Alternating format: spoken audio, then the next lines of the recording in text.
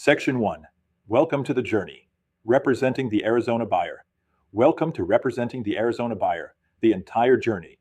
Over the next 3 hours, we are going to follow the Arizona home buying process from the first conversation with a buyer all the way through closing. Before we talk about inspections, disclosures, appraisals, title reports, loan documents, closing costs, or handing somebody the keys, I want you to think about one question. When does buyer representation actually begin? Some agents might say it begins when they write the offer. Others might say when the buyer signs the appropriate representation agreement. Some might say it begins when they start showing homes. But experienced Arizona brokers know that a transaction can begin going wrong long before a purchase contract is ever written. The decisions an agent makes during those first conversations can influence everything that happens afterward. Let's follow one Arizona buyer throughout this course. Meet Ashley Martinez. Ashley has been renting in Chandler for several years and has finally decided she wants to purchase her first home. She finds Daniel, an Arizona real estate salesperson, through a referral from a coworker. Ashley is excited, and before Daniel has even spoken with her on the telephone, she sends him a text. "I'm ready to buy. I found 5 houses online. Can we see them Saturday?" Daniel could simply answer, "Absolutely. What time?" But that's not where good buyer representation begins. Daniel's managing broker, Michael, taught him something early in his career. Slow down before you speed up. Before Daniel starts opening lockboxes and driving Ashley around the valley, he needs to understand who Ashley is as a buyer, what she is trying to accomplish, how she plans to purchase the property, and what she expects from him as her real estate professional. Daniel schedules a buyer consultation, and that becomes the starting point of our journey. Imagine Ashley sits down and says, "I already know what I want. I just need you to show me houses." Here's where many newer agents make their first mistake. They allow the buyer to define their value as nothing more than access to property. Representing an Arizona buyer involves much more than opening doors. During Ashley's journey, Daniel may coordinate with lenders, inspectors, escrow officers, title representatives, appraisers, the listing brokerage, and other professionals. He may explain contractual deadlines, help Ashley understand disclosures, encourage appropriate investigations, communicate concerns, prepare documents, negotiate contractual issues, and help keep the transaction moving toward closing. At the same time, Daniel must understand the limits of his real estate license.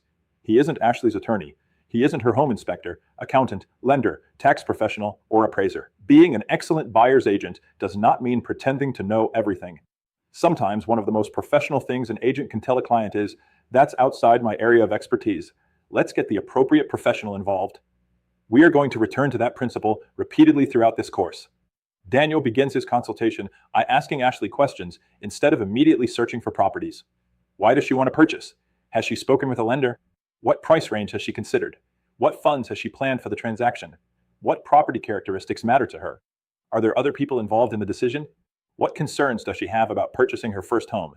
These questions give Daniel information he needs to properly assist her. Notice something else Daniel isn't doing. He isn't deciding where Ashley should live based on assumptions about her race, color, religion, sex, familial status, national origin, disability, or other legally protected considerations. Fair housing compliance doesn't suddenly begin when an offer is written. It should be part of the agent's conduct from the first conversation.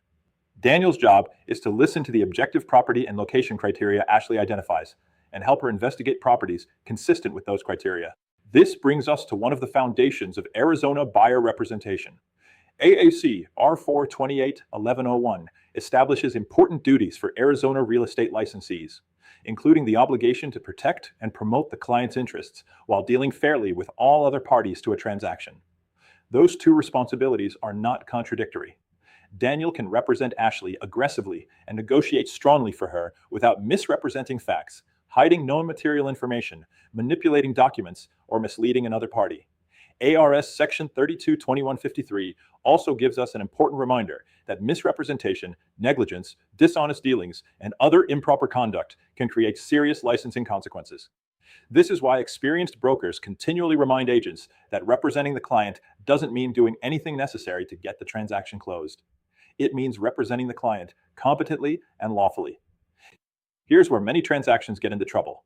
The agent starts moving faster than the information. A buyer becomes excited. A property receives multiple offers. Somebody says offers are due tonight. A document hasn't been reviewed. A question hasn't been answered. Someone tells the agent, "Don't worry about it." Suddenly, the agent makes an assumption instead of asking a question. This may seem like a small issue, but it can become a major complaint later. Michael teaches Daniel 4 simple habits that we're going to carry through Ashley's entire transaction. Document, verify, disclose, Communicate. Document important events and instructions. Verify information rather than repeating assumptions. Make required disclosures and help the buyer understand the information being provided. Communicate throughout the transaction instead of allowing silence to create confusion. Those 4 habits can prevent an incredible number of problems. Ashley doesn't know it yet, but she is going to give us plenty to talk about during this course. She'll meet with a lender and discover what she can actually afford. She'll look at different types of properties. Eventually, she'll find a house she loves. There will be disclosures to review, an offer to prepare, negotiations with the seller, earnest money to deliver, title and escrow issues to understand, inspections to complete, an appraisal to address, loan requirements to satisfy, and deadlines that cannot simply be ignored. There may even be a few surprises along the way. At some point, Ashley is probably going to look at Daniel and ask the question every experienced buyer's agent has heard. What do you think I should do? That's when Daniel's education, judgment, communication skills, and understanding of his professional boundaries become extremely important. The goal of this course isn't simply to get Ashley to closing. The goal is to get her there informed. A successful buyer's agent doesn't drag a client through a transaction and announce what happened afterward. The agent helps the client understand the process well enough to make informed decisions throughout the journey. That means asking questions, explaining documents, recognizing risks, encouraging appropriate investigations, communicating deadlines, knowing when another professional is needed, and remembering that the buyer, not the agent, is ultimately making the decisions. So that's where our journey begins. Ashley is excited, Daniel is ready to help her, and Michael is watching closely as the managing broker. Before Ashley starts seriously shopping for homes, however, Daniel needs to determine whether the financial side of the transaction makes sense, and help her understand that what she does financially during the buying process can affect whether she eventually receives the keys.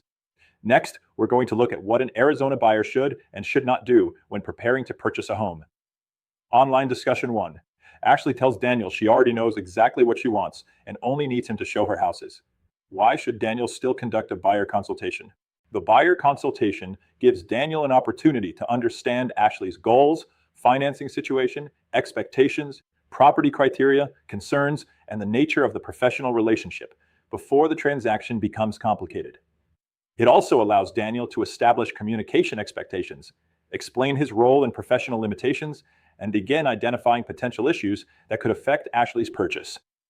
Ashley asks Daniel, "Which neighborhood has the best kind of people for me?" How should Daniel respond? Answer: Daniel should not steer Ashley toward or away from neighborhoods based on protected characteristics, or make subjective representations about the types of people living in a community. Instead, he should ask Ashley to identify the objective property and location characteristics that are important to her, and direct her toward appropriate independent resources when she wants information outside the scope of Daniel's expertise. Why is document, verify, disclose, communicate a useful approach for an Arizona buyer's agent? Answer: these habits help reduce assumptions and create a clearer transaction record. Verification helps prevent inaccurate information from being passed to the buyer. Proper disclosure supports informed decision-making. Documentation records important communications and events. And consistent communication helps buyers understand their responsibilities, deadlines, risks, and available choices throughout the transaction.